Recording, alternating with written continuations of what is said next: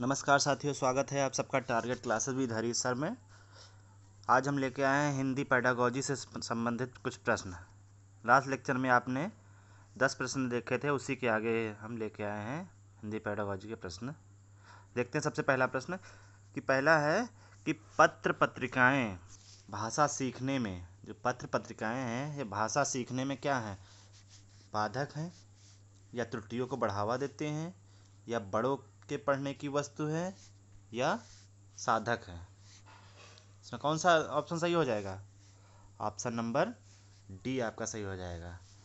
ना तो ये बाधक है ना त्रुटियों को बढ़ावा देती हैं, बड़ों के पढ़ने की वस्तु है, ऐसा कुछ नहीं है, ये एक साधक है पत्र पत्रिकाएं। ठीक है, नेक्स्ट क्वेश्चन देखते हैं आपका।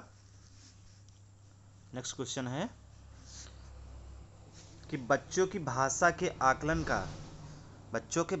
आकलन का सर्वाधिक प्रभावी तरीका है। ठीक है, बच्चों की जो भाषा है उसका आकलन का सबसे प्रभावी तरीका कौन सा है?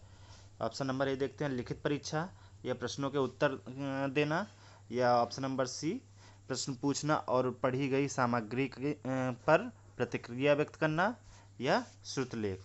तो इसमें कौन सा ऑप्शन सही हो जाएगा? ऑप्शन नंबर सी आपका सही हो जाएगा कि प्रश्न पूछना और पढ़ी गई सामग्री पर प्रतिक्रिया व्यक्त करना। ठीक है, प्रश्न पूछना और पढ़ी गई सामग्री पर प्रतिक्रिया व्यक्त करना, ये बच्चों की भाषा के आकलन का सर्वाधिक प्रभावी तरीका है। ठीक, नेक्स्ट क्वेश्चन देखते हैं अपना कि प्रश्न पूछना, प्रतिक्रिया व्यक्त करना, परिचर्चा में भाग लेना। ठीक है, परिचर्चा में भाग लेना और वर्णन करना, ये किसके अंतर्गत आता है? तो इसमें आता है, देखते हैं पहला ऑप्शन, केवल साहित्यिक गतिविधियां हैं या भाषा आकलन के तरीके हैं या भाषा सिखाने के आकलन के तरीके हैं या केवल शिक्षण पद्धति है। तो इसमें कौन सा सही हो जाएगा? ऑप्शन नंबर कौन सा सही हो जाएगा? Option number C. Option number C आपका सही हो जाएगा। ठीक है, ये जो प्रश्न पूछा प्रतिक्रिया व्यक्त करना क्या है, भाषा सीखने सिखाने तथा आकलन के अच्छे तरीके हैं। ठीक,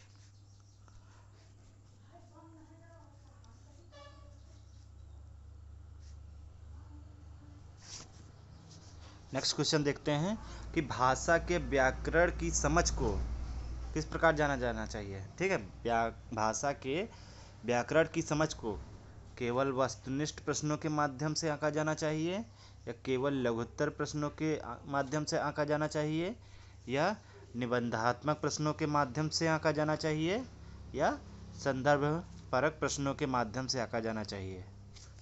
तो इसमें कौन सा ऑप्शन सही हो जाएगा? आपका ऑप्शन, इसमें आपका ऑप्शन नंबर कौन सा सही हो जाएगा? ऑप्शन नंबर डी, संदर्भ परक प्रश्नों के माध्यम से आंका जाना चाहिए। ठीक, भाषा के व्याकरण की समझ को संदर्भ परक प्रश्नों के माध्यम से आंका जाना चाहिए। ठीक है, नेक्स्ट क्वेश्चन देखते हैं कि निम्नलिखित में से कौन सा भाषा शिक्षण का उद्देश्य है? निम्नलिखित में से कौन सा भाषा शिक्षण का उद्देश्य है? ऑप्शन नंबर ए देखते हैं कि निजी अनुभवों के आधार पर भाषा का सृजनशील प्रयोग करना, या भाषा सीखते समय त्रुटियां बिल्कुल न करना, या भाषा की बारीकी और सौंदर्य बोध को सही रूप में समझने की क्षमता को क्या हतोत्साहित करना, या ऑप्शन नंबर डी, भाषा के व्याकरण सीखने पर बल देना। तो इसमें आपका कौन सा सही हो जाएगा? ऑप्शन नंबर आपका सी सही हो जाएगा कि भाषा की बारीकी और सौंदर्य बोध को सही रूप में समझने की क्षमता को हतोत्साहित करना, ये भाषा शिक्षण का उद्देश्य है। ठीक, ऑप्शन नंबर सी आपका सही हो जाएगा। नेक्स्ट क्वेश्चन देखते हैं, एक से अधिक भाषाओं का प्रयोग क्या करता है? कक्षाई जटिलताओं को बढ़ाता है, या शिक्षकों के लिए गहन समस्या है, या संज्ञानात्मक विकास में सहायक है, या किसी भी एक भाषा में निपुणता में बाधक है। तब एक से अधिक भाषाओं का प्रयोग क्या है? आपका ऑप्शन नंबर सी सही हो जाएगा कि संज्ञानात्मक विकास में सहायक होता है। ठीक, ऑप्शन नंबर सी।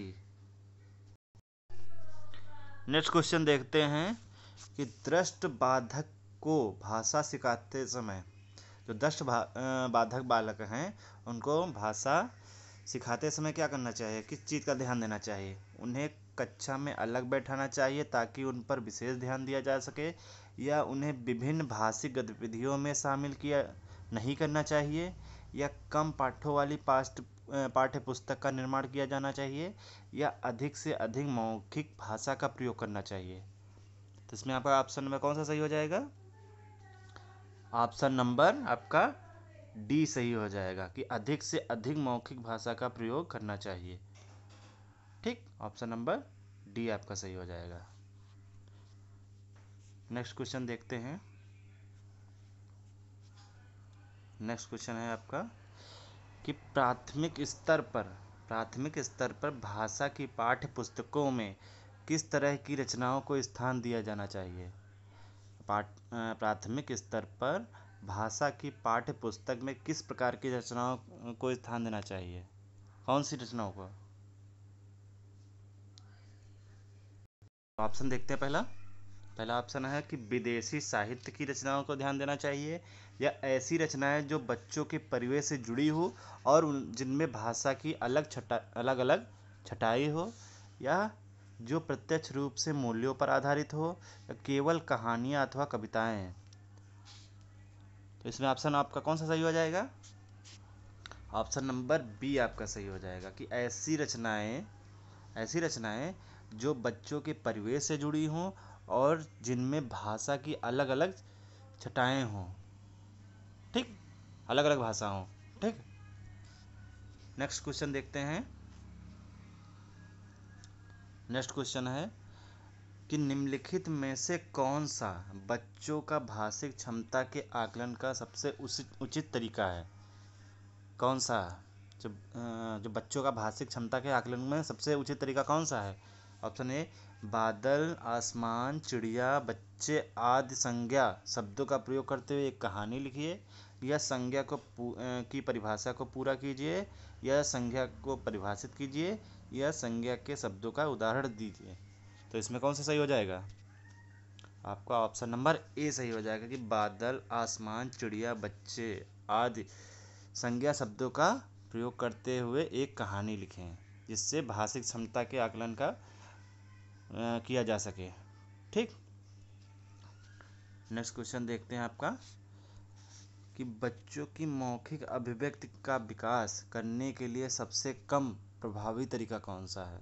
मौखिक अभिव्यक्ति का विकास करने के लिए सबसे कम प्रभावी तरीका कौन सा है?